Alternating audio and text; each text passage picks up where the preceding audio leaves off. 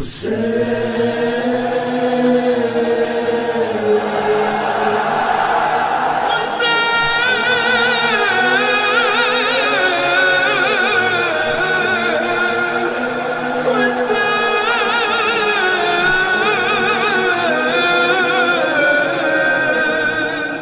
موضوع جس کو ہم اس وقت شروع کر رہے ہیں یہ ہے معرفت کربلا یا قرآن اور کربلا۔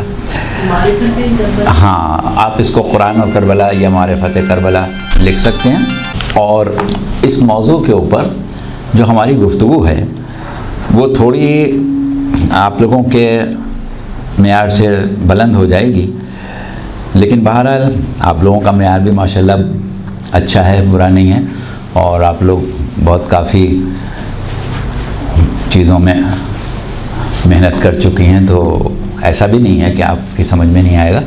لیکن دوسری چیز یہ ہے کہ یہ آپ لوگوں کے ذریعے ایک پیغام ہوتا ہے آگے سننے والوں کے لیے دنیا بھر کے، تو اس لیے آپ لوگوں کی ذمہ داری ہوتی ہے کہ تھوڑا سا توجہ سے سنیں اس کو۔ تو بہرحال گزشتہ جو ہماری تقریر تھی اس سے ہم اب آگے بڑھ رہے ہیں۔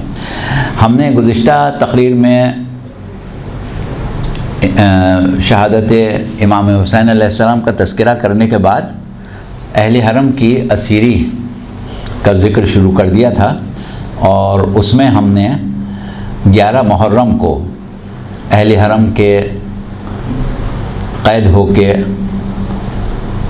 مقتل میں آنے اور مقتل سے کوفے جانے کا تذکرہ بھی کر دیا تھا، اور سرہائے شہداء کا کربلا سے کوفے بھیجا جانا اس کا بھی ذکر کر دیا تھا۔ اب آج ہماری گفتگو جو ہے وہ کیونکہ اس کا عنوان جیسا کہ ابھی ہم نے کہا کہ قرآن اور کربلا کے ذیل میں چلا گیا ہے، تو اب ہم گفتگو جو کریں گے وہ اس طریقے سے ہوگی کہ تاریخ بھی اس میں بیان ہوگی، اور اس میں ہم کچھ ایک فکری گفتگو جس کو ہم کہہ سکتے ہیں وہ بھی شامل ہوگی، یا یہ سمجھیں کہ تاریخ کے ذیل میں فکری گفتگو ہوگی۔ تو یہ ہماری اب آج سے شروع ہو رہی ہے۔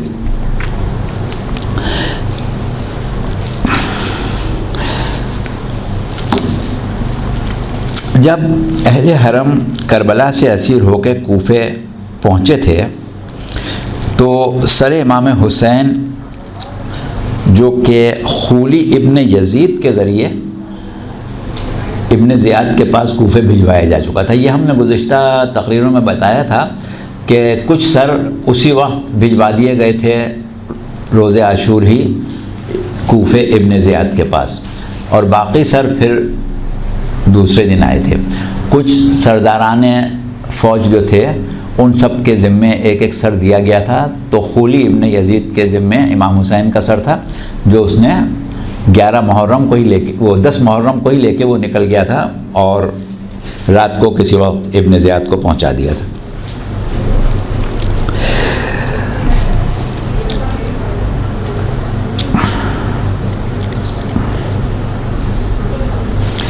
اب صورت آپ کو معلوم ہے، گو کہ آج مصائب کا دن نہیں ہے، لیکن بہرحال غم حسین ہمارے لیے ہر وقت تازہ ہے۔ تو یہ وہ موقع تھا کہ جب اہل حرم اسیر کر کے کوفے لائے گئے، وہاں سے ہم گفتگو کو شروع کر رہے ہیں۔ اور وہ منظر جو اہل حرم کی کوفے پہنچنے کی آپ رودات سنتے ہیں، اس کے مطابق اہل حرم بغیر چادر کے بے کجاوا اونٹوں پر سوار ہیں، امام سجاد طوق و زنجیر میں اسیر ہیں، کوفے میں گلیوں اور کوٹھوں پر مرد، عورتیں اور بچے خاص طور سے جمع کیے گئے ہیں، اور وہ فوجی سردار کہ جن کو کی تحویل میں شہداء کا ایک ایک سردار کو دیا گیا تھا، وہ نیزوں پر بلند کر کے اسیروں کے ساتھ لے کے آ رہے ہیں۔ ایسے میں ایک شخص جو یقیناً ابن زیاد کا فرستادہ ہوگا، کیونکہ سر امام حسین عاشور کی شام کو ہی ابن زیاد کو بھیج دیا گیا تھا اور خولی لے کے چلا گیا تھا، تو اب جس وقت 11 محرم کو اہل حرم اسیر ہوئے اور 11 محرم سے کی رات گزرنے کے بعد 12 محرم کو غالباً کوفے پہنچے ہوں گے، تو سر امام حسین وہیں کوفے میں پہلے سے موجود تھا۔ تو ایک شخص جس کا نام ہے حارث ابن وقیدہ، حارث ابن وقیدہ کو ابن زیاد نے امام حسین کا سر دے کے بھیجا تھا کہ جو شہر کوفہ کے دروازے کے اوپر ایک بہت بلند نیزہ ہاتھ میں لے کے اس کے اوپر امام حسین کا سر آویزاں کر کے سر نیزے کے اوپر لگا کے وہ وہاں کھڑا ہوا تھا، اور اس وقت اہل حرم اسیر کر کے لائے گئے تھے اور چاروں طرف مجمع تھا، اور شاہی منادی جو تھے نقیب وہ ڈنکے کی چوٹوں کے اوپر اعلان کر رہے تھے، بہت ہی زور و شور میں شاہی اعلانات کیے جا رہے تھے۔ اور وہ اعلان کیا تھے کہ حاکم وقت امیر المومنین خلیفۃ المسلمین یزید ابن معاویہ کا باغی کیفر کردار کو پہنچا دیا گیا، حاکم کی فوج سے شکست کھا کے مارا گیا، اللہ نے اس کو اور اس کے حرم کو ذلیل کیا، یہ دیکھو ذلت کے ساتھ قید کر کے اس کے حرم لائے گئے ہیں، اور باغی اور اس کے ساتھیوں کو قتل کر کے ان کے سر قلم کیے گئے ہیں اور عبرت کے لیے یہاں لائے گئے ہیں۔ اللہ نے حاکم کو سرخ رو اور ان کے باغی کو ذلیل کر کے دکھا دیا ہے۔ اب دیکھیے کہ اس سے آپ اندازہ لگا سکتے ہیں کہ طاغوت کتنا سر اٹھا چکا ہے، کیا اعلانات کیے جا رہے ہیں، کیا مسلمانوں کے درمیان باتیں ہو رہی ہیں، اور کس طریقے سے گمراہ مسلمانوں کو مزید گمراہ کیا جا رہا ہے۔ حقیقت پر پردہ ڈالا جا رہا ہے اور باطل کو بلند کرنے کے لیے سفید جھوٹ بولا جا رہا ہے۔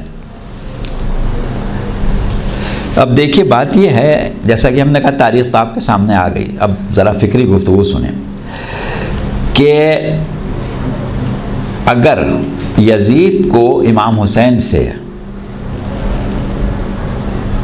صرف آپ کا بیعت نہ کرنا جو تھا اس کے اوپر جنگ کرنا تھی، بیعت نہ کرنے کا انتقام لینا تھا، تو اس کے لیے قتل حسین کافی تھا کہ بیعت نہیں کی، ہم نے قتل کر دیا۔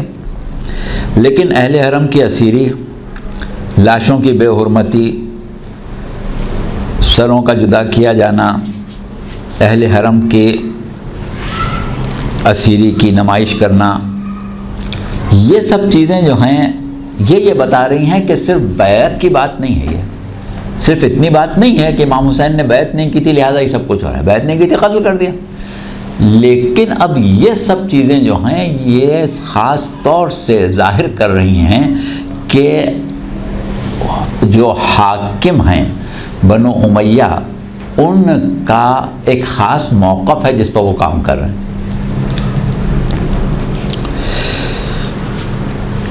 ان کے دلوں میں ایک دیرینہ بغاوت تھی، دیرینہ عداوت تھی، اور اس کے بعد آپ غور کریں کہ کربلا میں امام حسین کی شہادت کے بعد سے لے کے اور شام میں اہل حرم کے داخلے تک مستقل جس لفظ کے اوپر زور دیا گیا ہے وہ باغی پر زور دیا گیا ہے۔ باغی باغی باغی، آل محمد کو بار بار باغی کہا گیا ہے، اس کی وجہ کیا ہے؟ اس کے پیچھے کیا وجہ ہے کہ آل محمد کو باغی کیوں کہا جا رہا ہے؟ اب بات دیکھیے کیا تھی کہ کیونکہ یہ وہ لوگ ہیں کہ جو پیغمبر اسلام سے، دین حقہ سے، اور خاص طور سے جو پیغمبر اسلام کے وفادار لوگ تھے یا امیر المومنین علیہ السلام تھے، ان سب سے بڑی زبردست قسم کی شکست کھا چکے ہیں، اور وہ کینے ان کے دلوں میں بھڑک رہے تھے، کیونکہ پیغمبر اسلام نے جناب عمار یاسر کی شہادت کی خبر دیتے ہوئے علی اعلان یہ کہا تھا کہ عمار کو باغی گروہ قتل کرے گا۔ تو اب اس باغی گروہ کے دل میں اتنا بغض تھا رسول اللہ سے کہ اس نے بھی یہ طے کیا تھا کہ ہم اب ہماری بنائی ہے تو ہم آل رسول کو بار بار باغی باغی باغی باغی کہہ کے پیغمبر اسلام سے بدلہ لے رہے تھے۔ یہ پیغمبر اسلام سے بدلہ تھا، اور یہ وہ گروہ تھا کہ جس کے دل میں بغض و عداوت کی بہت سی وجوہات تھیں، جس میں پیغمبر اسلام سے بغض کی دو خاص باتیں تھیں، بلکہ اس کے علاوہ ان کا جو کامیابی تھی، جو مکے کو فتح کر لینا تھا، وہ سب تو اپنی جگہ ہے۔ ایک چیز یہ کہ ایک تو آپ نے اس گروہ کو باغی کہا تھا، دوسری چیز ایک یہ تھی کہ سورہ لہب جو قرآن میں نازل ہوا، اس کا آغاز کہاں سے ہوا تھا؟ ابو لہب کو بد دعا سے، اور اختتام کہاں ہوا؟ اس کی عورت کے اوپر، کہ اسے نفرت کے اوپر، اس کی عورت سے ایک خاص نفرت کا اظہار کیا گیا تھا، اور وہ عورت کون تھی؟ وہ عورت ام جمیل، ہاں، ابو سفیان کی بہن، ابو سفیان کی بہن، یزید کے باپ کی پھوپھی۔ بنو امیہ کو اس بات کی بہت زیادہ سخت عداوت تھی پیغمبر اسلام سے کہ ان پر نازل ہونے والے سورے میں ہمارے خاندان کی عورت سے اس طریقے سے نفرت کا اظہار کیا گیا۔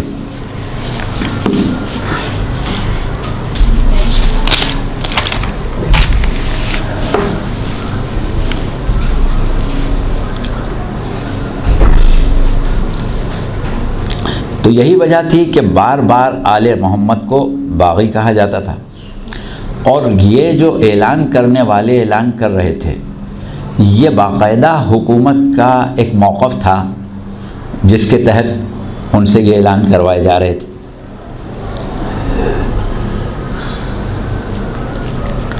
اور جو الفاظ وہ استعمال کر رہے تھے وہ وہی الفاظ تھے جو ان کو ان کے حاکموں نے دیے تھے۔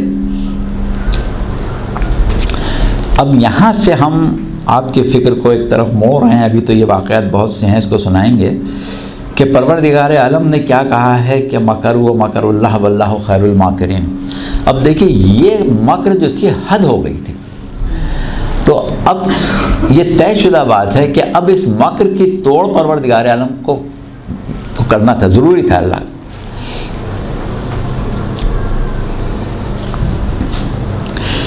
تو اب کار الہی یہ تھا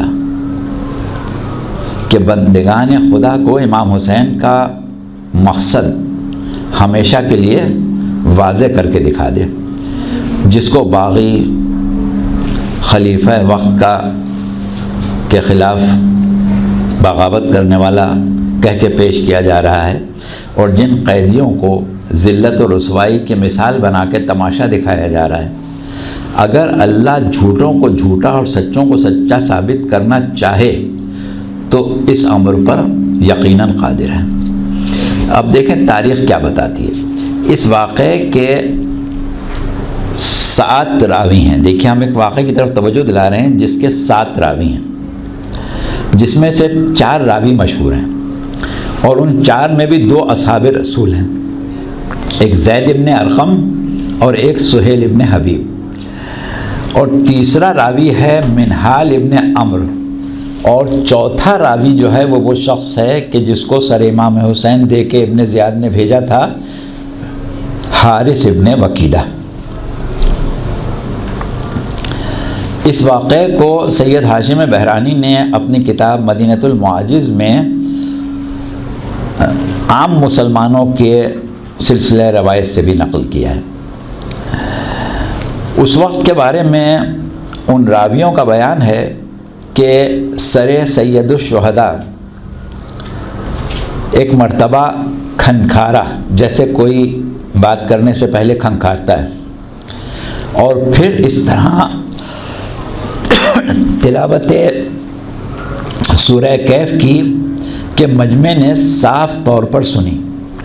اب دیکھیے یہ ایک خاص بات ہے کہ اتنا بڑا مجمع اتنی دور تک پھیلا ہوا ہے، شور و غل ہے، اور ایک اونچے نیزہ ہے جس کے اوپر دور سے امام حسین کا سر نظر آ رہا ہے، اور جب امام حسین کے سر نے تلاوت شروع کی سورہ کہف کی تو پورے مجمع نے سنی۔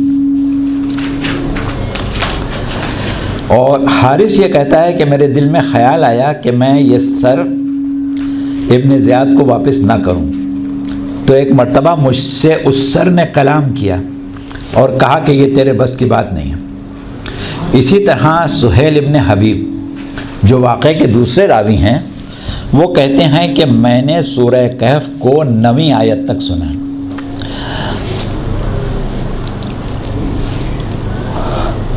ام حسبت ان اصحاب الکہف والرقیم کانوا من آیاتنا عجبا، کیا تم نے یہ سمجھ لیا ہے کہ اصحاب کہف اور اصحاب رقیم ہماری آیات میں زیادہ عجیب تھے؟ سہیل کہتے ہیں کہ میں نے کہا مولا آپ کا سر اصحاب کہف سے کہیں زیادہ عجیب ہے۔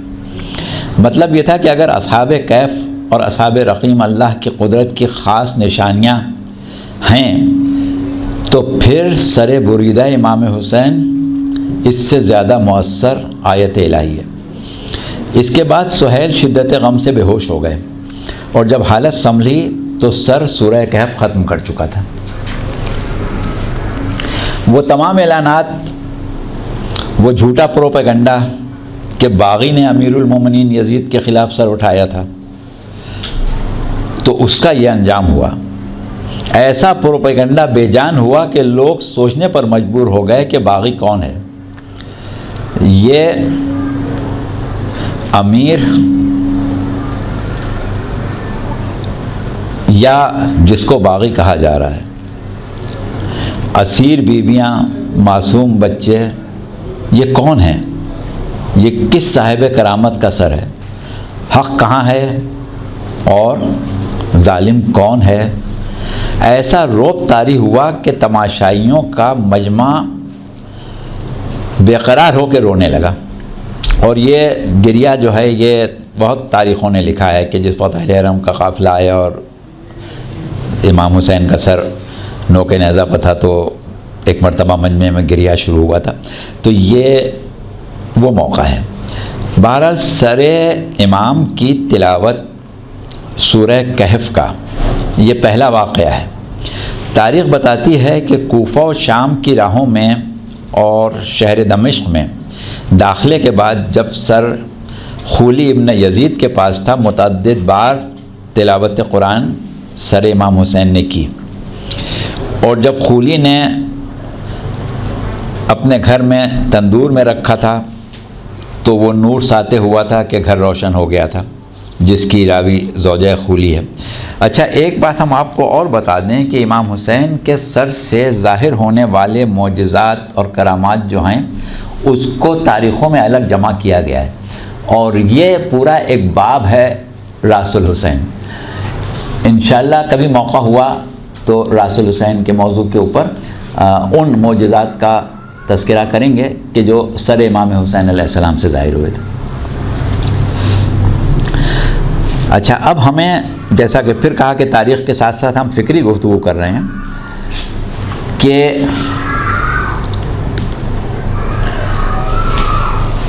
ہمارا مقصد اس وقت اس امر کی طرف توجہ دلانا ہے کہ آخر کیا وجہ تھی کہ شہید ظلم نے جو وارث من عندہ علم الکتاب ہیں، ظاہر ہے امام حسین من عندہ علم الکتاب کے وارث تھے اور خلیفہ برحق معلم کتاب و حکمت ہیں، اور وہ معلم کتاب و حکمت کون ہے کہ جس کے بارے میں سورہ آل عمران کی 164ویں آیت میں پروردگار عالم نے ارشاد فرمایا ہے کہ لقد من اللہ علی المؤمنین اذ بعث فیہم رسولا من انفسہم یتلو علیہم آیاتہ ویزکیہم ویعلمہم الکتاب والحکمہ وان کانوا من قبل لفی ضلال مبین۔ یہ یعنی بے شک اللہ نے مومنوں کے اوپر یہ احسان کیا تھا کہ انہی میں سے ایک رسول کو مبعوث کیا کہ جو اللہ کی آیات کی تلاوت کرتا ہے، مومنین کے دلوں نفسوں کا تزکیہ کرتا ہے اور ان کو کتاب اور حکمت کی تعلیم دیتا ہے، اور جب تک ایسا نہیں ہوا تھا یہ کھلی بھی گمراہی میں تھے۔ تو اب ظاہر ہے کہ امام حسین اس کے وارث ہیں کہ جو یتلو علیہم آیاتہ ویزکیہم ویعلمہم الکتاب والحکمہ کا مصداق ہے، اور ایک ایسا مصداق ہے کہ جس کا وجود اور جس کی بعثت مومنوں کے اوپر اللہ کا احسان ہے۔ اب اللہ کتنے احسان بندوں پر کرتا ہے لیکن کبھی اس کو جتاتا نہیں ہے، یہ وہ احسان ہے جس کو پروردگار عالم یاد دلا رہا ہے۔ اور ایسا قاری قرآن کہ جو نفوس خلق خدا کو پاک کرنے والا کتاب خدا اور علوم اسرار الہیہ کا معلم ہے، اگر مبعوث نہ ہوتا تو عالم انسانیت کھلی گمراہی میں رہ جاتی، آج بھی اسی گمراہی میں ہوتی۔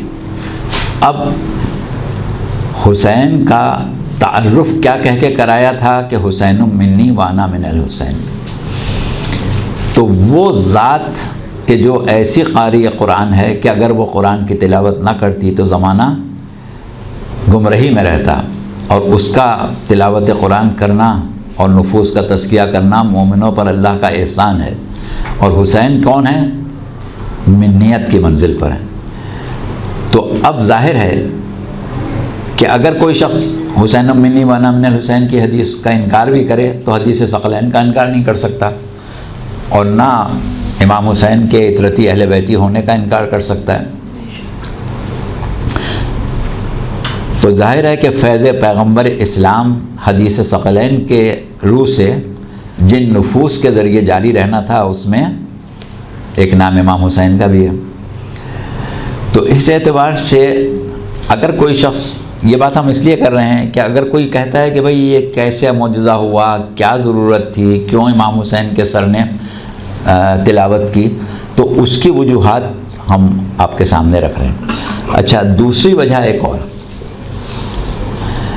وہ یہ کہ جب پروردگار عالم نے حضرت مریم کو حضرت عیسیٰ کی بشارت دی اور کہا کہ یا مریم ان اللہ یبشرکی بکلمۃ منہ، یعنی فرشتوں نے کہا تھا کہ اے مریم ہم تم کو بشارت دے رہے ہیں، اور کس چیز کی بشارت؟ کہ وہ اللہ کا ایک کلمہ ہے جو اللہ تم کو عطا کرنے والا ہے۔ اور پھر ان کا مقرب بارگاہ ہونے کا بھی ذکر کیا تھا، پوری آیت جو اگر آپ آگے پڑھیں یہ سورہ آل عمران کی آیتیں ہیں، اور اس کے بعد ایک خاص صلاحیت کا بھی ذکر کیا تھا، اور وہ صلاحیت کیا تھی کہ وَيُكَلِّمُ النَّاسُ فِي الْمَهْدِ وَكَهْلًا وَمِنَ الصَّالِحِينَ، یعنی اللہ نے جناب عیسیٰ کی ایک صفت کا ذکر کیا، اور وہ صفت کیا ہے کہ یہ بچہ وہ ہے کہ ماں کے پیٹ سے پیدا ہوتے کے ساتھ ہی کلام کرے گا۔ بچہ ماں کے پیٹ سے پیدا ہوگا اور باتیں کرے گا، اور صالحین میں سے ہوگا۔ اب آپ دیکھیں کہ جناب عیسیٰ ابن مریم جو ہیں وہ گہوارے میں صاحب کرامت، بالغ النظر، صاحب علم کتاب اور لوگوں سے کلام کر سکتے ہیں، تو کیا نفس خاتم الانبیاء شہادت کے بعد لوگوں سے کلام نہیں کر سکتا؟ اور وہ کلام تبلیغ حق ہے. اور بات یہ ہے کہ جناب عیسیٰ نے پیدا ہوتے کے ساتھ ہی جو باتیں کرنا شروع کی تھیں، کلام کیا تھا، جو کہ عام طور پر کوئی بچہ پیدا ہوتے کے ساتھ ہی نہیں کرتا. اس کی وجہ یہ تھی کہ دنیا ان کی حقانیت کو سمجھ لے. تو جب جناب عیسیٰ کی حقانیت کو سمجھانے کے لیے مشیت پروردگار یہ تھی کہ بچہ پیدا ہوتے کے ساتھ ہی بولنے لگے، تو پیغمبر اسلام کی حقانیت کو سمجھانے کے لیے مشیت خداوندی یہ کیوں نہیں ہوگی کہ سر بولنے لگے. اور پھر پروردگار یہ بھی کہہ چکا ہے کہ لا تحسبن الذین قتلوا فی سبیل اللہ امواتا، کہ جو اللہ کی راہ میں شہید ہوئے ان کو کبھی مردہ سمجھنا بھی نہیں. پھر اس کے بعد ایک چیز یہ ہے کہ اس کے اوپر الگ ہم بعد میں ابھی بات کریں گے قرآن و کربلا کے موضوع پر، کہ شہادت امام حسین میں آثار حیات جتنے واضح ہیں کسی شہید کی حیات میں اتنے واضح نہیں ہیں. یعنی ہر شہید زندہ ہے، لیکن جو آثار حیات امام حسین کی شہادت میں ہیں وہ کہیں نہیں ملتے. یہی وجہ ہے کہ امام حسین سید الشہداء قرار پائے. بہرحال یہ ایک تمہید تھی جو ہم نے پیش کر دی. اب ہم آپ کی توجہ ایک اور امر کی طرف دلائیں گے. ہمارے ایک جید عالم اب سے 150 سال پہلے گزرے ہیں، علامہ غلام حسنین کنتوری، اور بر صغیر میں علامہ کنتوری کے نام سے یاد کیے جاتے ہیں. یہ وہی بزرگ عالم ہیں اور عارف امامت، بڑے زبردست عارف امامت ہیں یہ. اور ان کے فرزند مولانا تصدق حسین کنتوری صاحب تھے، جنہوں نے 1927 میں ہم نے جو آپ سے شہدائے کربلا کا تذکرہ کرتے وقت ایک کتاب کا ذکر کیا تھا، علامہ محمد ابن شیخ طاہر سماوی، جن کی کتاب ابصار العین جس میں شہدائے کربلا کے حالات ہیں، یہ 1927 میں مولانا تصدق حسین کنتوری صاحب جو کہ غلام حسین کنتوری کے صاحبزادے تھے، انہوں نے حیدرآباد دکن میں اس کا اردو ترجمہ کیا تھا. اور انہوں نے کنتوری صاحب نے متعدد کتابیں کربلا سے متعلق لکھی ہیں. میں تو بہت لکھی ہیں، مطلب کربلا سے متعلق بھی متعدد ان کی کتابیں ہیں، جس میں قرآن الحسینیہ بھی ہے.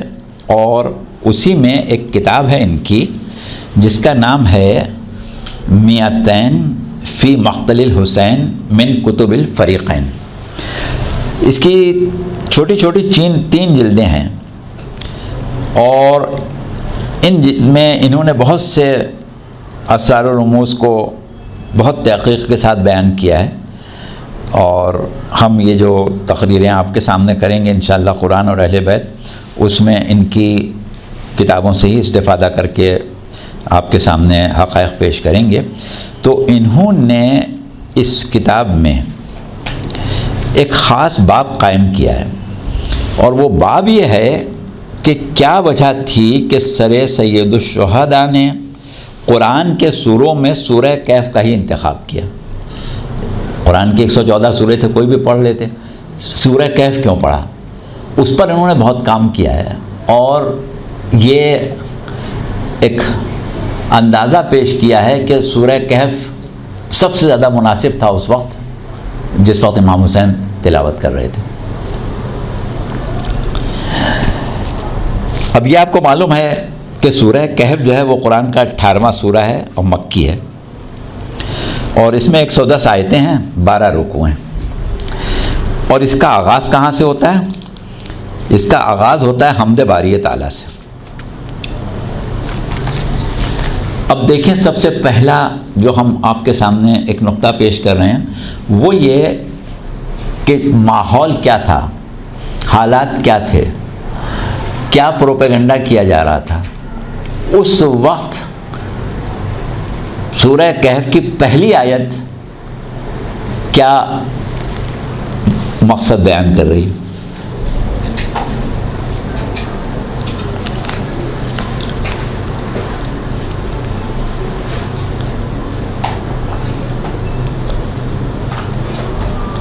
سورہ کہف کی پہلی جو آیت ہے وہ اللہ کی حمد سے شروع ہوتی ہے، اور نزول قرآن کا ذکر ہے. الحمدللہ الذی انزل علی عبدہ الکتاب وَلَمْ يَجْعَلْ لَهُ عِوَجًا،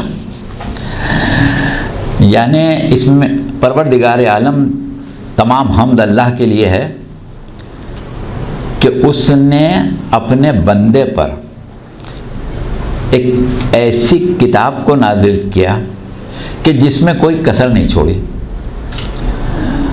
اچھا، یہ آیت اگر آپ اس پر غور کریں تو کافی حد تک یہ ملتی جلتی ہے سورہ فرقان کی پہلی آیت سے۔ وہاں کیا کہا گیا ہے؟ تبارک الذی نزل الفرقان علی عبدہ لیکون للعالمین نذیرا۔ سوال یہ ہے کہ اس وقت اس بات کو یاد دلانا کہ پروردگار عالم نے پیغمبر اسلام کے اوپر ایک ایسی کتاب کو نازل کیا کہ جو اپنی مثال آپ ہے، جو معجزہ سرکار رسالت ہے، جو کلام خود اپنی جگہ ایک ایسی چیز ہے کہ جس کو پروردگار عالم نے باقاعدہ تعدی کے طور پر پیش کیا، یعنی چیلنج کے طور پر پیش کیا کہ کوئی اس کی ایک آیت کا جواب بھی لا دے تو ہم جانیں۔ اس کو پیش کرنے کی وجہ کیا ہے؟ اس کی وجہ یہ ہے کہ بنو امیہ کا ایک خاص موقف تھا جس کا اظہار یزید سے پہلے کھل کے نہیں کرتے تھے وہ لوگ، لیکن اپنی محفلوں میں بہرحال کرتے تھے۔ اب ہمارا کیونکہ موضوع ایسا ہے کہ ہم چاہتے ہیں کہ ہر مکتب خیال تک پہنچ جائے، ہر قسم کے لوگوں تک پہنچ جائے، ہر عقیدے کے لوگوں تک پہنچ جائے، اس لیے بعض باتوں کو ہم مصلحتاً نہیں بیان کر رہے ہیں کہ بنو امیہ کے کس زمانے میں کن لوگوں کے کیا کیا موقف رہے ہیں اور کیا گفتگو انہوں نے کی ہے، لیکن اس کو ہم چھوڑے دیتے ہیں۔ لیکن یزید کا معاملہ جہاں تک ہے اس کو بہرحال ڈھکا چھپا نہیں رکھا جا سکتا۔ یزید کے عقائد کیا تھے، خیالات کیا تھے، افکار و کردار کیا تھا، مزاج کیا تھا، اس پر ہم ایک حد تک تو بات کریں گے، تفصیل سے نہیں کریں گے، لیکن کیونکہ ہمیں یہ ثابت کرنا ہے کہ حق تعالی پروردگار عالم کا اس وقت اس مشیت کا ہونا کہ سر امام حسین نوک نیزہ پر تلاوت کرے اور اس سورے کی تلاوت کرے، اس کے عقلی جواز کیا ہیں؟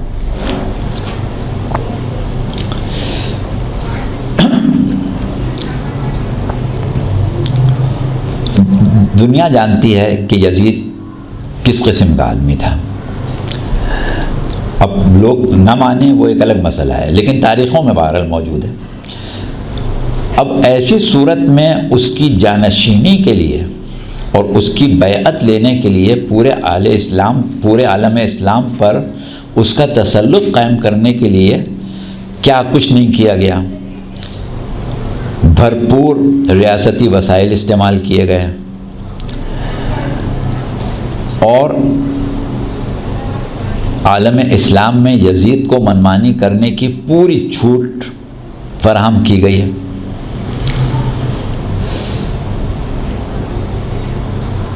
اب ظاہر ہے کہ اگر کوئی موقف نہ ہوتا تو اتنی محنت اس کام پر نہ کی جاتی۔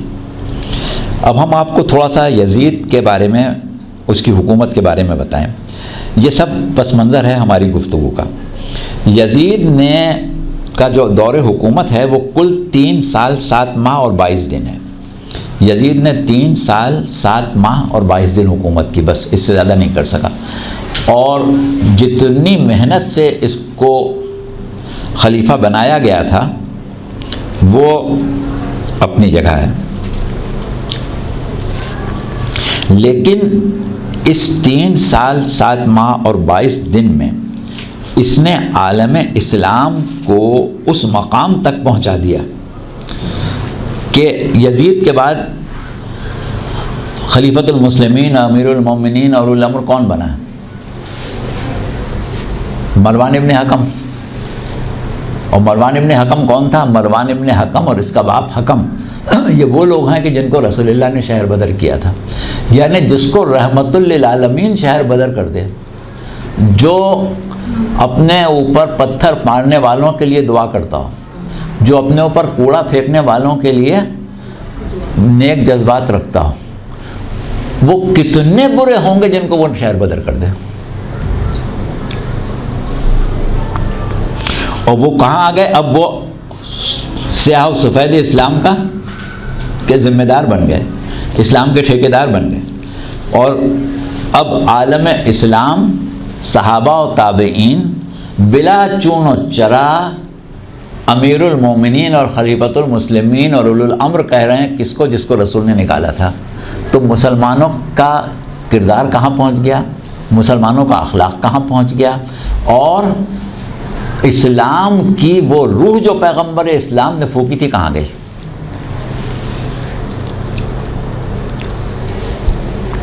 اچھا اب دیکھیے، یہ تو ہم نے انجام آپ کو بتا دیا.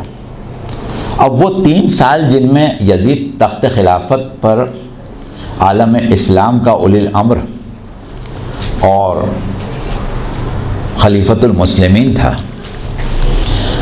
اس کا پہلا سال کیسے گزرا؟ 60 ہجری، جو بعد میں 61 ہجری ہو گئی، کہ پہلے سال آل محمد اور ان کے ساتھیوں کو قتل کیا اور خاندان رسالت کے بچوں کو قتل کیا اور حرم رسول کو اسیر کیا. یہ پہلا سال تھا. دوسرا سال اس کی تفصیل ہم نہیں بیان کریں گے، یہ بہت بڑا واقعہ ہے جس میں مدینہ رسول تاراج ہوا، صحابہ و تابعین کا قتل ہوا، مسجد نبوی کی بے حرمتی ہوئی، مسجد نبوی میں گھوڑے باندھے گئے جن کی غلاظت سے مسجد نبوی بھر گئی، اور صحابہ کی خواتین، صحابہ زادیاں، اصحاب رسول اور مدینے میں موجود قاریان قرآن، ان سب کو قتل بھی کیا گیا، اور مدینے کی لوٹ مار جو تھی وہ لشکر یزید پر مباح کی گئی. یہ دوسرا سال تھا. تیسرا سال کیا تھا؟ جس میں خانہ کعبہ پر پتھروں سے اور آگ کے گولوں سے حملہ کیا گیا تھا. یہ عبداللہ ابن زبیر وہاں چھپے ہوئے تھے، ان کو گرفتار کرنے کے لیے خانہ کعبہ مسمار کیا گیا تھا. اور جس وقت خانہ کعبہ تاراج ہو چکا تھا، مسمار کیا جا چکا تھا، اور یزید کا فوجی جنرل مسلم ابن عقبہ جس کی سرکردگی میں مدینے پر بھی حملہ ہوا تھا اور مکے پر بھی ہوا تھا، وہ خانہ کعبہ پر آگ کے گولے پھینک رہا تھا کہ جب پتہ چلا کہ یزید مر گیا اور وہ لشکر جو تھا وہ واپس چلا گیا تھا. تو یہ 3 سال ہیں یزید کی حکومت کے. اب جب مسلم ابن عقبہ سے کہا گیا کہ تمہیں اس بات کے اوپر افسوس ہے کہ تم نے حرم رسول کو برباد کیا، تم نے خانہ خدا کو مسمار کیا، تو اس نے کہا کہ میں قطعاً نادم نہیں ہوں، اس لیے کہ اللہ نے خود قرآن میں یہ کہا ہے کہ اللہ اور رسول کی اطاعت کے بعد جو اطاعت واجب ہے وہ اولی الامر کی اطاعت واجب ہے، اور میں نے اپنے اولی الامر امیر المومنین یزید کے حکم کی تعمیل کی ہے، لہٰذا میں اس سلسلے میں قطعاً نادم نہیں ہوں. اب بتائیے آدم اسلام کو بنو امیہ نے کہاں پہنچا دیا؟ یہ حالت عالم اسلام کی عہد امیہ میں ہو چکی تھی. اب بنو امیہ کے اہداف کیا تھے، بنیادی موقف کیا تھا، جس کا اظہار یزید نے سر امام حسین اور اسیران کربلا کی دربار میں تشہیر کے وقت برملا کر بھی دیا تھا. جو جملے بعض تاریخوں میں ملتے ہیں اور جو شعر یزید سے منسوب کر کے لکھنے والوں نے لکھے ہیں، آج ہمارے بہت سے لوگ ایسے کہتے ہیں کہ نہیں صاحب وہ تو مستند نہیں ہے، ہم اس کی کوئی سند نہیں ہے کہ یزید نے یہ شعر پڑھے تھے. نہیں پڑھے ہوں گے، لیکن یزید نے جو کیا تھا اس کی تو سند ہے. اور اس نے یہ کہا تھا کہ کاش میرے آبا و اجداد زندہ ہوتے تو دیکھتے کہ میں نے محمد سے بدر و احد کا بدلہ کیسے لیا. ایک شعر یزید کا بہت مشہور ہے، لعب بنو ہاشم بالملک فلا خبر جاء ولا وحی نزل، یعنی بنو ہاشم نے حکومت کا کھیل کھیلا تھا، نہ کوئی غیبی خبر آئی اور نہ کوئی وحی نازل ہوئی۔ اب بتائیں جہاں پر یہ پروپیگنڈا ہو رہا ہو وہاں پر ایک مرتبہ سر حسین بآواز بلند کہے کہ الحمدللہ الذی انزل علی عبدہ الکتاب ولم یجعل لہ عوجا، تعریف سب اللہ کے لیے ہے کہ جس نے اپنے بندے پر کتاب کو نازل کیا جس میں کوئی کمی نہیں رکھی۔ یعنی یہ جواب ہے یزید کے اشعار کا اور اس کے خیالات کا۔ جس وقت مکہ فتح ہوا تھا تو اس وقت بھی یزید کے دادا نے کہا تھا کہ آج محمد کو ملک مل گیا۔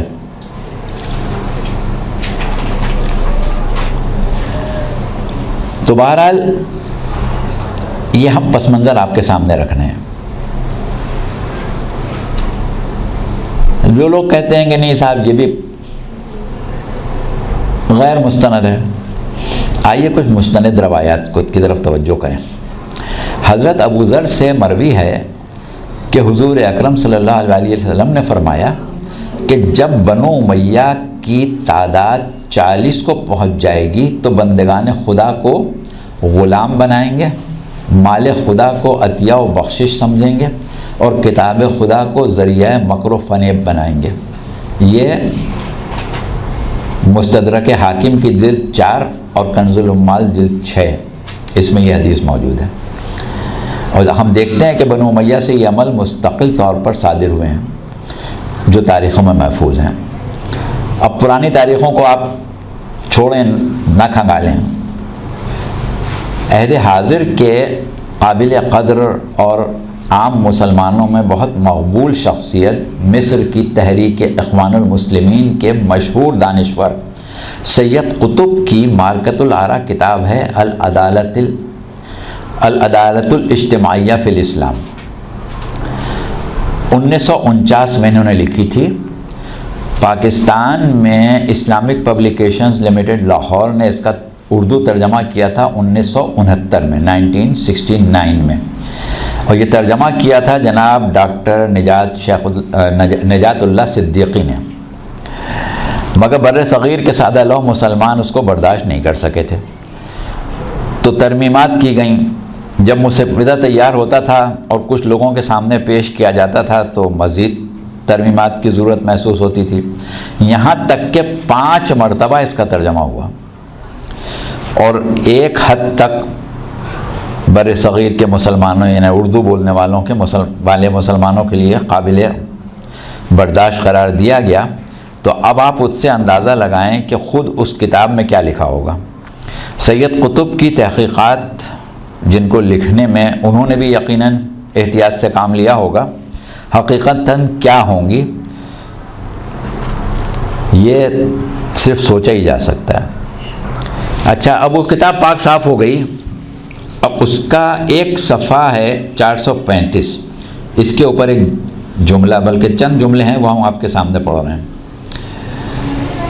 بنو امیہ کا دور آیا اور انہوں نے اسلامی خلافت کو بنو امیہ کے اندر محصور رہنے والی ظالمانہ بادشاہت میں تبدیل کر دیا۔ یہ اسلامی تعلیمات کا نتیجہ نہیں تھا بلکہ عہد جاہلیت کا اثر تھا جس نے روح اسلامی کو معطل کر دیا۔ اب دیکھیے، یہ ہم نے کتاب سے جملہ پڑھ دیا۔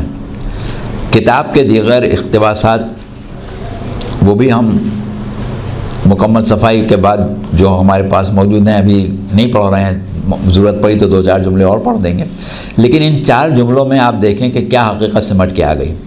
یعنی اقتدار بنو امیہ جو ہے وہ پیغمبر اسلام کی تبلیغات دینی کی کوئی شکل نہیں تھی بلکہ جاہلیت کی طرف رجعت تھی، وہ بھی اتنی شدید کہ روح دین الہی فنا ہو گئی تھی، کیونکہ انہوں نے کہا نا کہ اسلامی روح کو معطل کر دیا تھا، یعنی جس کو اسلام کہا جا رہا تھا وہ دور جاہلیت کا احیا تھا۔ اچھا، اب دیکھیں اس کتاب کا ایک 36 کا صفحہ 36 پر یزید کی بیعت کا احوال یہاں سے شروع ہوا۔ یہ بیعت جہاں سے بیان کرنے وہ ذرا سنیں۔ شام میں یزید کی بیعت لینے کے بعد امیر معاویہ نے سعید ابن العاص کو یہ ذمہ داری سپرد کی کہ کسی ترکیب سے اہل حجاز کو اس کا قائل کرے، مگر وہ اس کوشش میں ناکام رہے۔ اس کے بعد آگے چل کے وہ لکھتے ہیں کہ امیر خود مال و دولت لاؤ لشکر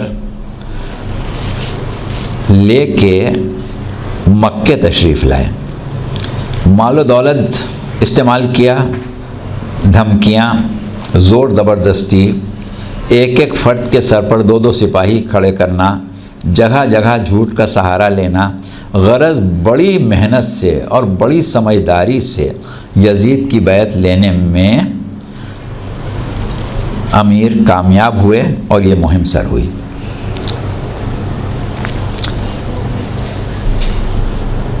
اچھا، اس کے بعد انہوں نے ایک مقام پر ایک صحابی زادے عبداللہ ابن حنظلہ رسول اللہ کے ایک صحابی تھے جن کو غسیل ملائکہ کہا جاتا ہے۔ یہ عبداللہ ابن حنظلہ جو تھے، انہوں نے مقابلہ کیا تھا یزید کے لشکر کا کہ جو مسلم ابن عقبہ کے سرکردگی میں مدینے پر حملہ کرنے آیا تھا، اور اس جنگ کو جنگ حرہ کہتے ہیں۔ تو یہ جنگ حرہ کیوں ہوئی تھی اس کا ذکر کرتے ہوئے عبداللہ ابن حنظلہ کا ایک قول ہے جو انہوں نے نقل کیا ہے سید قطب نے، کہ خدا کی قسم ہم یزید کے خلاف اس وقت کھڑے ہوئے جب ہمیں یہ اندیشہ ہوا کہ ہم پر آسمان سے پتھر برسائے جائیں۔ یہ شخص ماؤں بہنوں بیٹیوں سے نکاح کرتا ہے، شراب پیتا ہے اور نمازیں ترک کرتا ہے۔ عبداللہ ابن حنظلہ کا یہی وہ قیام تھا جس کو جنگ حرہ کہتے ہیں۔ اسی موقع پر لشکر یزید نے مدینۃ الرسول کو تاراج کیا تھا، مسجد نبوی میں گھوڑے باندھے تھے اور مسجد گھوڑوں کی غلاظت سے بھر گئی تھی۔ ایک عرصے تک نہ کوئی نماز پڑھنے والا تھا، نہ کوئی اذان دینے والا تھا۔ یہ تذکرہ کہاں ہے؟ یہ بھی آپ تاریخ کے حوالے لکھ لیں، البدایہ والنہایہ کی جلد 8 میں، اور الامامۃ والسیاسہ پہلی جلد میں، اور معروف تاریخیں جتنی بھی ہیں ان میں آپ کو یہ مل جائے گا۔ اس کے علاوہ ملا مبین فرنگی محلی نے، ان کی ایک کتاب ہے وسیلۃ النجات، اور ایک صاحب تھے جسٹس امیر علی، انہوں نے انگریزی میں ایک کتاب لکھی تھی اسپرٹ آف اسلام، اس میں انہوں نے حوالوں کے ساتھ ان دونوں نے ان کا تذکرہ کیا ہے، یعنی ملا مبین فرنگی محلی نے بھی اور جسٹس امیر علی نے بھی۔ اس کے علاوہ بھی ابھی آگے چل کے ہم قرآن اور حدیث سے کچھ مواد پیش کریں گے۔ فی الحال اتنے پس منظر میں آپ اپنے ذہن میں اس کیفیت کا تصور لائیں کہ جو اہل حرم کے داخلہ کوفے کی ہم نے بیان کی، اس وقت کا تصور کریں، کیا ایسے میں سید الشہداء کی یہ موجز نمائی دین حقہ اور حقانیت کے تحفظ اور بقائے دین اسلام، اس کے لیے ہم اس کو گمراہی کے اندھیروں میں ایک چراغ کہیں، ایک معجزہ کہیں، یہ سب کچھ بھی کہہ سکتے ہیں، لیکن ہم نے اتنی گفتگو صرف معجزے کے طور پر بیان کرنے کے لیے نہیں کی ہے، بلکہ ہم یہ بتانا چاہتے ہیں کہ سر امام مظلوم جو نوک نیزہ پر تلاوت قرآن کا معجزہ پیش کر رہا ہے، وہ محض معجزہ نہیں ہے، بلکہ حقہ کے بنا لا الہ الا حسین کی بنیاد کو سمجھنے کے لیے بہترین سنگ میل ہے۔ اب ایک بات اور سن لیں، پھر ہم حسب وعدہ علامہ قنطوری کی وہ فکر پیش کریں گے کہ سر مظلوم کربلا نے سورہ کہف کا انتخاب کیوں کیا۔ ایک روایت ہے، اس کا راوی ہے ابن حاتم، اس نے نقل کیا ہے یالی ابن مرہ سے کہ پیغمبر اسلام نے ارشاد فرمایا کہ میں نے خواب میں اپنے منبر پر بنو امیہ کو دیکھا ہے وہ عنقریب تمہارے مالک بن بیٹھیں گے، تم ان کو بہت برا مالک پاؤ گے۔ اور یہ خواب دیکھ کے آپ بہت غمگین ہوئے۔ اس وقت جب آپ بہت زیادہ غمگین ہوئے تو پروردگار عالم نے سورہ بنی اسرائیل کی 60ویں آیت نازل کی، وَمَا جَعَلْنَا الرُّؤْيَا الَّتِي أَرَيْنَاكَ إِلَّا فِتْنَةً لِلنَّاسِ وَالشَّجَرَةَ الْمَلْعُونَةَ فِي الْقُرْآنِ وَنُخَوِّفُهُمْ فَمَا يَزِيدُهُمْ إِلَّا طُغْيَانًا كَبِيرًا۔ یعنی وہ خواب، اے پیغمبر اسلام، وہ جو خواب ہم نے آپ کو دکھایا ہے وہ لوگوں کی آزمائش ہے، اور ایک ملعون شجرہ، ایک نسب جس کو قرآن نے ملعون اور لعنت زدہ قرار دیا ہے، وہ شجرہ ہے۔ اور ان کی کیفیت کیا ہے کہ ہم اگر انہیں ہدایت کی طرف بلاتے ہیں، انہیں ڈراتے ہیں، تو سوائے بغاوت کے، سوائے طاغوت کے کسی چیز میں اضافہ نہیں ہوتا۔ ابن ابی حاتم، ابن مردویہ، بہیقی اور ابن عساکر نے سعید ابن مسیب سے یہی روایت کی ہے۔ اچھا، اب یہاں پر ہم آپ کو ایک بات اور بتا دیں کہ وہ لوگ، عالم اسلام میں ایک طبقہ ہے جو رسول اللہ کی معراج کا منکر ہے۔ وہ یہ کہتا ہے کہ رسول اللہ بنفس نفیس معراج پر تشریف نہیں لے گئے تھے، خواب میں دیکھا تھا۔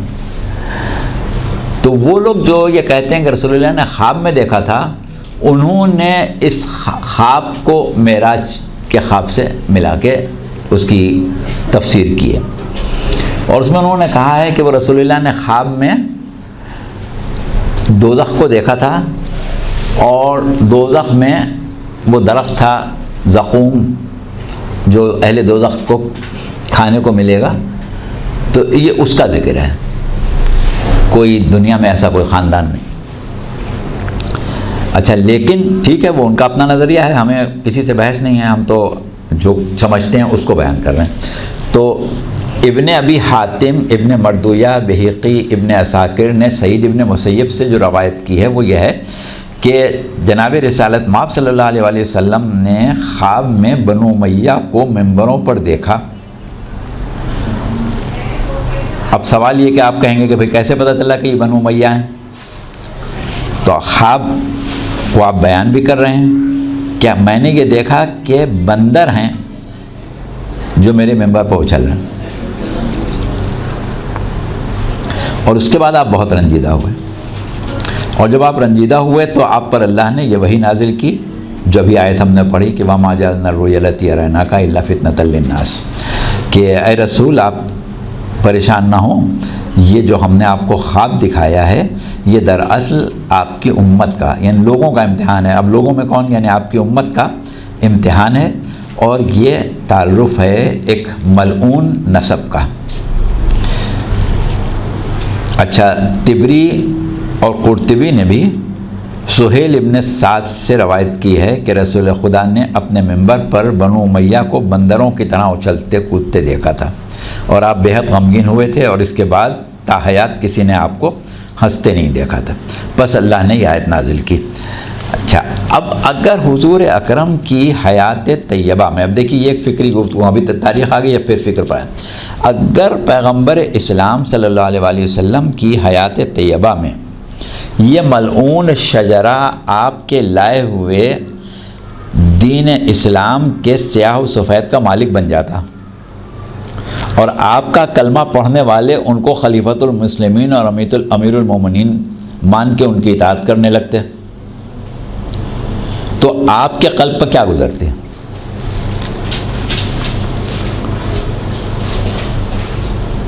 اللہ کے دین کو سربلند کرنے اور ان ملائین کے لائے ہوئے دین کو کہ جو عہد جاہلیت کا احیاء تھا، باطل ثابت کرنے کے لیے کیا پیغمبر اسلام کچھ کرتے یا نہیں کرتے؟ بس جو پیغمبر اسلام کرتے وہی اس نے کیا جو حسین منی کی منزل پر تھا۔ سبت پیغمبر تو زندہ ہے جو پیغمبر نہیں.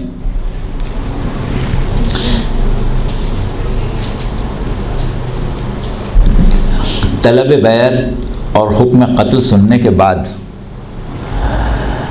جب امام حسین نے مدینے سے روانگی کی تیاری کر لی اور قبر رسول سے رخصت ہونے لگے اور رسول کی قبر پر پوری رات گزاری، تو رسول نے خواب میں جو منبر پر بنو امیہ کے بندروں کو اچھلتے دیکھا تھا، اس خواب کو ایک مرتبہ ملا دیا. امام حسین کو ایک خواب نظر آیا. آپ نے کہا تھا، اللہ نے کہا تھا کہ یہ لوگوں کی آزمائش ہے تاکہ لوگ پہچانے جائیں کہ کون حق پر ہے کون باطل پر. بعض جگہ ہمیں ملتا ہے تاریخ میں کہ جب امام حسین علیہ السلام مدینے سے نکل گئے تھے اور راہ غربت میں سفر کر رہے تھے، تو بعض لوگ آ کے کہتے تھے کہ ابن رسول اللہ آپ بہت خطرے کی طرف جا رہے ہیں، ہمیں آپ کی جان کا خطرہ ہے، آپ اس ارادے کو ترک کر دیں، عراق کی طرف نہ جائیں، رسول اللہ کہہ چکے ہیں کہ آپ عراق میں قتل کیے جائیں گے. تو آپ یہ کہتے تھے کہ اگر میں نہ جاؤں تو یہ امت آزمائی کہے سے جائے گی. لہذا یہی ہوا کہ آپ نے سنا ہے کہ امام حسین نے خواب میں پیغمبر اسلام کو دیکھا تھا اور کہا تھا کہ بیٹا حسین اب جلدی کرو کہ اللہ تمہیں زمین گرم پر خاک و خون میں تڑپتا دیکھنا چاہتا ہے. ابھی ہم اس طرف آ رہے ہیں، لیکن آپ دیکھیں سورہ عنکبوت میں پروردگار عالم نے کیا کہا ہے. احسب الف لام میم کے بعد احسب الناس ان یترکوا ان یقولوا آمنا وهم لا یفتنون، کہ کیا لوگوں نے یہ سمجھ لیا ہے کہ ہم ان کو چھوڑ دیں گے اس طرح سے کہ وہ کہیں گے کہ ہم ایمان لے آئے اور ان کی آزمائش نہیں ہوگی. بس حسین کی قبر رسول پر جب آنکھ لگ گئی تو نانا نے خواب میں یہی کہا تھا کہ اب حسین وہ وقت آ گیا ہے کہ تم کو یہ اقدام کرنا ہوگا کہ رہتی دنیا تک اہل ایمان جان لیں کہ شجرہ ملونہ کے مقابل حسین نے وہ کام کر دکھایا جو کوئی کرنے والا نہیں تھا. اب اللہ نے بھی اپنے اس خون ناحق کو زندہ رکھنے کا ذمہ اپنے اوپر لیا اور ہدایت حق کا تسلسل ہمیشہ کے لیے باقی رکھا. اب یہ پھر ایک الگ موضوع آ جاتا ہے، اس پر ابھی ہم نہیں، بعد میں بات کریں گے. اب باطل قوتیں ہمیشہ سے کربلا کو چھپانے اور ہر طرح مٹانے کی کوششیں کرتی رہی ہیں اور کر رہی ہیں اور کرتی رہیں گی، لیکن نہ کربلا کبھی فرسودہ ہوئی ہے اور نہ ہوگی.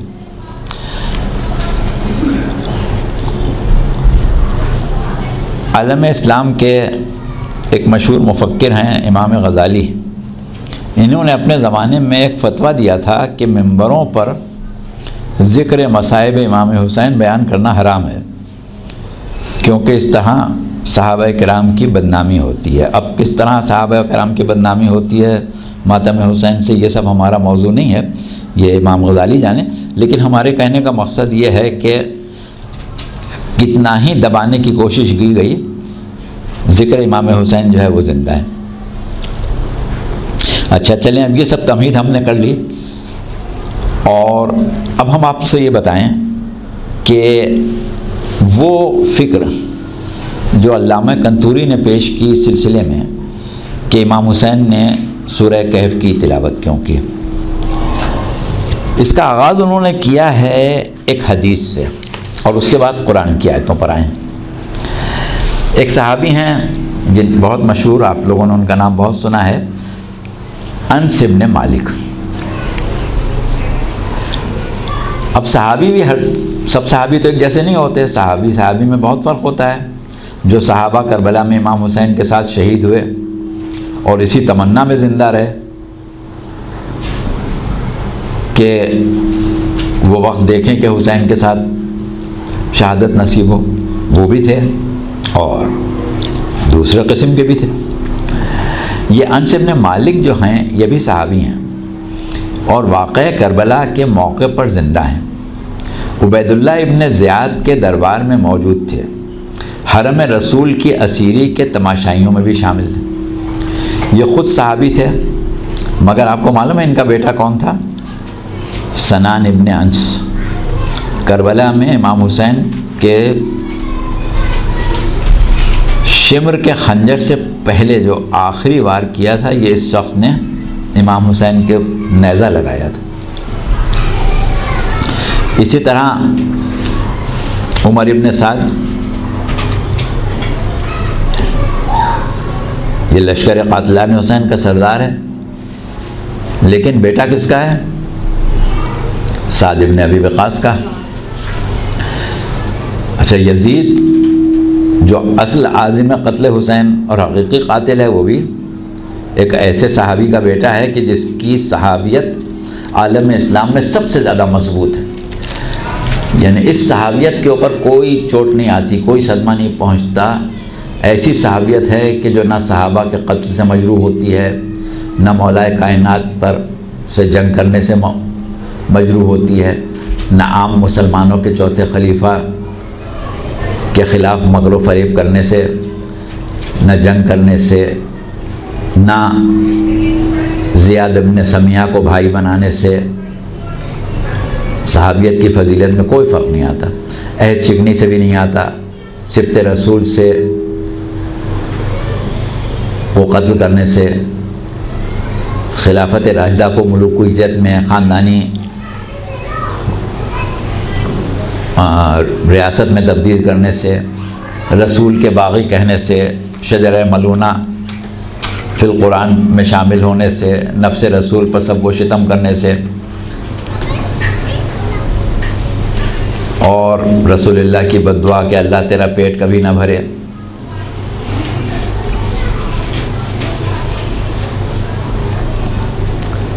اسی طرح فاسق کو خلیفہ رسول بنانے سے، کچھ بھی کر لے صحابیت پر فرق نہیں آتا۔ کسی بھی صحابی کی صحابیت اتنی مضبوط نہیں ہے جتنی اس صحابی کی عالم اسلام کے نزدیک مضبوط ہے۔ بہرحال ان کی صفات تو اس سے بہت زیادہ ہیں، ہمیں اس سے بحث نہیں ہے، چند مثالیں ہم نے بیان کر دیں۔ ان چیزوں کی قباحت اتنے مضبوط تقدس صحابیت پر کوئی برا اثر نہیں ڈال سکی۔ اس سے اندازہ لگایا جا سکتا ہے کہ ان کی صحابیت کس پائے کی صحابیت تھی۔ خیر، ہم ذکر کر رہے تھے انس ابن مالک صحابی رسول کا، کہ یہ شہادت امام حسین، اسیری اہل بیت اور تلاوت سورہ کہف کے عینی شاہد ہیں۔ انہوں نے پیغمبر اسلام کو لب و رخسار امام حسین کے بوسے لیتے بھی دیکھا تھا، اور ابن زیاد کو لب و دندان حسین کو اپنی چھڑی سے چھیڑتے اور ذلیل کرتے بھی دیکھا تھا۔ یہ اور بات ہے کہ ابن زیاد کو ٹوکنے کی ضرورت نہیں سمجھی انہوں نے، لیکن جب زید ابن ارقم نے دیکھا تھا تو انہوں نے غصے میں آ کے ابن زیاد کو ٹوکا تھا۔ اور یہ روایت ابن مغازلی شافعی نے بھی لکھی ہے، اور دیگر راویوں کی بھی بیان کردہ روایت ہے۔ اور یہ والی روایت جو ابھی ہم نے بیان کی، اس کے راوی بھی انس ابن مالک ہیں۔ اچھا، اب ہم روایت بیان کرتے ہیں۔ انس ابن مالک سے یہ روایت ہے کہ قبیلہ خندف نے تحفے میں خاتم الانبیاء صلی اللہ علیہ وآلہ وسلم کو ایک بساط پیش کی تھی۔ بساط یعنی قالین یا فرش، جو آپ کے پاس موجود تھی۔ ایک دن سرکار رسالت نے مجھ سے فرمایا، مجھ سے یعنی انس ابن مالک سے، کہ اے انس وہ بساط لا کے بچھا دے۔ میں نے بچھا دی۔ پھر آپ نے مجھ سے فرمایا کہ ان سب کو بلا لاؤ۔ اس میں انہوں نے 10 نام لیے، میں بلا لایا۔ آپ نے سب کو بساط پر بیٹھنے کا حکم دیا۔ سب بیٹھ گئے۔ پھر آپ نے علی کو اپنے پاس بلایا اور بہت دیر تک باتیں کرتے رہے۔ اس کے بعد علی بھی بساط پر آ گئے اور میں بھی۔ اب حضور نے باعجاز ہم سب کو اس مقام پر بھیج دیا جہاں اصحاب کہف کا غار ہے۔ علی نے کہا کہ اصحاب کہف کا غار ہے، تم سب باری باری انہیں سلام کرو۔ یہ 10 افراد جن میں پہلے 3 خلفاء انس بن مالک اور دیگر 4 اصحاب رسول بھی تھے، سب نے باری باری سلام کیا لیکن کوئی جواب نہیں آیا۔ پھر علی نے سلام کیا اور اصحاب کہف کی آواز آئی، وعلیک السلام یا وصی رسول اللہ۔ لوگوں نے علی سے پوچھا کہ ہمارے سلام کا جواب نہ آنے کی وجہ کیا ہے؟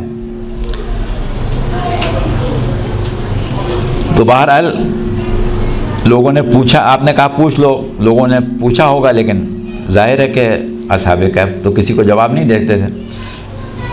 جب سلام کا جواب نہیں دیا تو سوال کا جواب کیوں دیتے؟ لیکن روایت کے الفاظ یہ ہیں کہ امیر المومنین علیہ السلام وہاں موجود تھے، ظاہر ہے کہ ان کو سلام کا جواب دیا تھا تو بات بھی کی ہوگی کہ ایک آواز یہ آئی کہ ہم صرف اللہ کی حجتوں کو سلام کا جواب دیتے ہیں۔ علی نے ساتھیوں کی نمائندگی میں سوال کیا ہوگا۔ پھر علی نے کہا کہ اب تم سب دوبارہ بساط پر بیٹھ جاؤ اور ہم نماز صبح کے دوران خدمت اقدس پیغمبر اسلام میں ہوں گے۔ اور وہی ہوا کہ ہم مسجد نبوی کے دروازے پر تھے اور حضور نماز صبح کی پہلی رکعت میں الحمد کے بعد سورہ تمام کر چکے تھے۔ یہ روایت ابن جودہ سے اسعد اربیلی نے بھی نقل کی ہے، ابن دعیہ نے بھی نقل کی ہے اور علامہ شہر آشوب نے اپنی کتاب میں انہی سے نقل کی ہے۔ واقعہ تینوں جگہ ایک ہی ہے۔ اب اس قصے کو کوئی قبول کرے یا نہ کرے کوئی خاص فرق نہیں پڑے گا۔ ہمیں یہ روایت جس طرح ملی تھی اس طرح ہم نے لکھ دی، کیونکہ علامہ کنتوری نے بھی انہی حوالوں کے ساتھ یہ روایت اپنی کتاب میں لکھی ہے۔ اچھا، اب سورہ کہف میں کے انتخاب میں ایک وجہ اس واقعے کو علامہ نے قرار دیا کہ یہ واقعہ کیونکہ ہوا تھا اصحاب کہف کی قبر کے مقام تک، ان کے غار تک جانا، ان کو سلام کرنا، ان کا جواب نہ آنا، امیر المومنین کو جواب آنا اور امیر المومنین کو خلیفہ رسول کہنا، یہ سب ان لوگوں نے سنا تھا جن لوگ، باقی لوگ تو اب اس وقت موجود نہیں تھے لیکن انس بن مالک موجود تھے، تو ان کی موجودگی میں سورہ کہف کی تلاوت کرنے کا جو بھی جواز ہو، اس میں ایک جواز یہ بھی ہے کہ اس وقت اس راوی کو وہ واقعہ تو ضرور یاد آیا ہوگا۔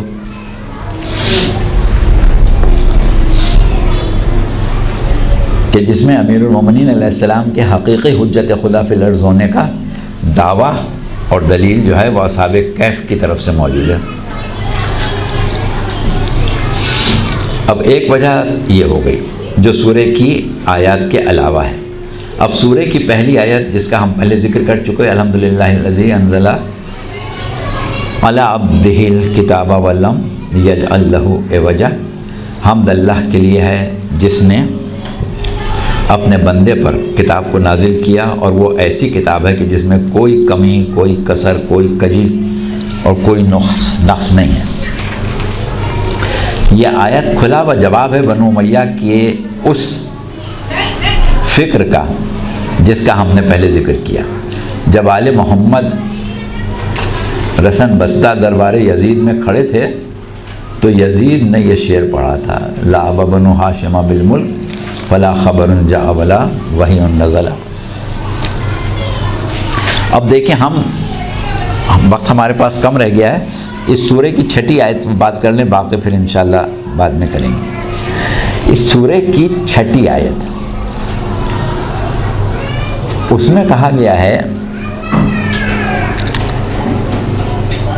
کہ فَلَعَلَّكَ بَاخِعٌ نَفْسَكَ عَلَىٰ آثَارِهِمْ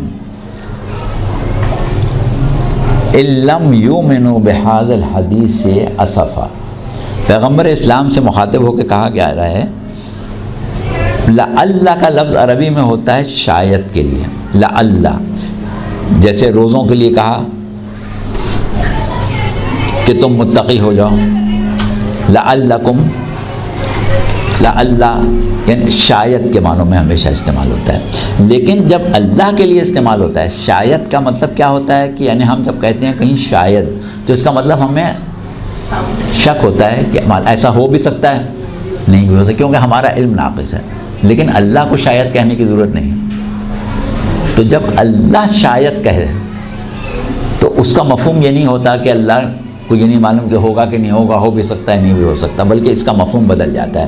یعنی پیغمبر اسلام کے مزاج کو بیان کیا جا رہا ہے کہ آپ کا مزاج اس قسم کا تھا کہ اگر لوگ دین کی، جبکہ رسول اللہ کی ذمہ داری نہیں تھی کہ لوگوں کو مسلمان کر کے ہی چھوڑیں، ان کا کام ہدایت کی حجت تمام کرنا تھا، لوگ مان لیں یا نہ مانیں، آپ کے اوپر کوئی اس کی ذمہ داری نہیں تھی۔ لیکن آپ کیونکہ بہت زیادہ مہربان تھے خلق خدا پر، لہذا آپ چاہتے تھے کہ لوگ ایمان لے آئیں، تو اس لیے اللہ نے کہا کہ تمہارا مزاج جو ہے وہ ایسا ہے کہ اگر لوگ ایمان نہ لائیں تو تم تو اپنی جان دے دو گے۔ اور پھر سیرت پیغمبر اسلام ظاہر ہے کہ ایسی ہی تھی کہ آپ خلق خدا پر اتنے مہربان ہیں کہ ان کی نجات کے خواہاں ہیں، ان کی ہلاکت سے بے انتہا غمزدہ ہو جاتے ہیں، اور ان کے ایمان نہ لانے پر آپ کو اتنا صدمہ ہوتا ہے کہ آپ کی جان پر بن جاتی ہے۔ سورہ توبہ میں پروردگار عالم نے اس کا ذکر بھی کیا ہے، عزیزٌ علیہ ما عنتم حریصٌ علیکم، کہ ہم نے تمہاری طرف وہ رسول بھیجا ہے کہ جو تمہاری بھلائی میں حریص ہے، اور مومنوں پر تو اتنا مہربان ہے کہ جس کی انتہا نہیں۔ اب ایسا رسول جو کافروں کے ایمان نہ لانے پر، رسول کو تو کوئی نقصان نہیں ہو رہا ہے، ان بندگان خدا کو نقصان ہو رہا ہے جو ایمان نہیں لائیں، اور رسول کی سیرت یہ ہے کہ ان کے ایمان نہ لانے، ان کے ہلاک ہونے پر رسول اپنی جان دے رہے ہیں صدمے سے۔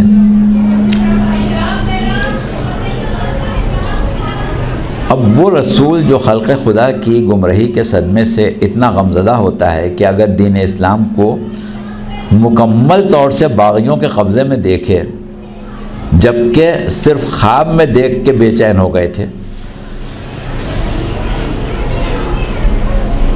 اب ایسی صورت میں اگر رسول اللہ دیکھتے دین کا یہ حال تو کیا کرتے؟ کیا غم سے جان نہیں دے دیتے؟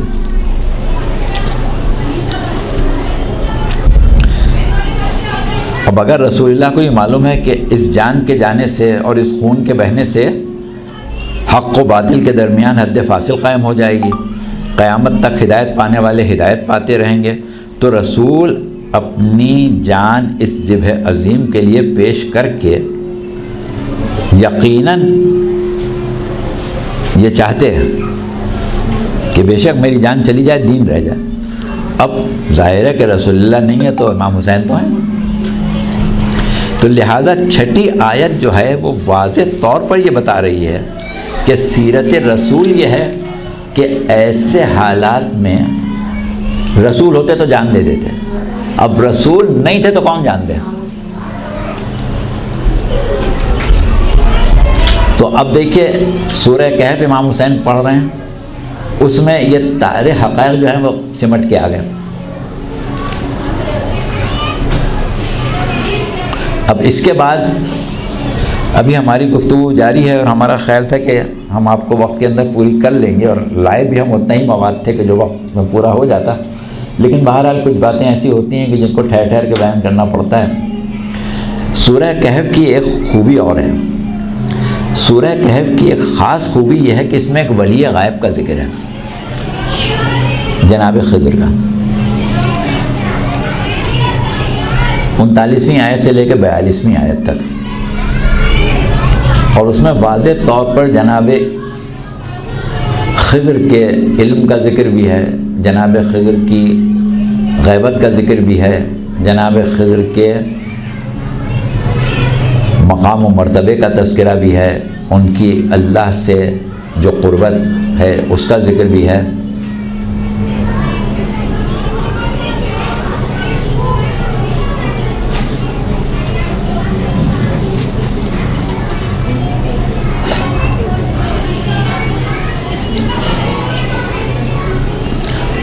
اب یہ کہ ہمارا وقت پورا ہو گیا ہے تو ہم یہاں پر اس کو روکے دے رہے ہیں۔ اب انشاءاللہ کل ہم اس کو یہیں سے شروع کریں گے، اور سورہ کہف کا یہ معاملہ جو ہے وہ یہاں پر ختم ہونا اچھا نہیں ہوا، کیونکہ کل ہمیں اس سے آگے بات کرنا تھی۔ بہرحال یہ کہ اب آپ لوگ اس کو سن رہے ہیں تو، اور کل جو لوگ سنیں گے وہ دوسرے ہوں گے۔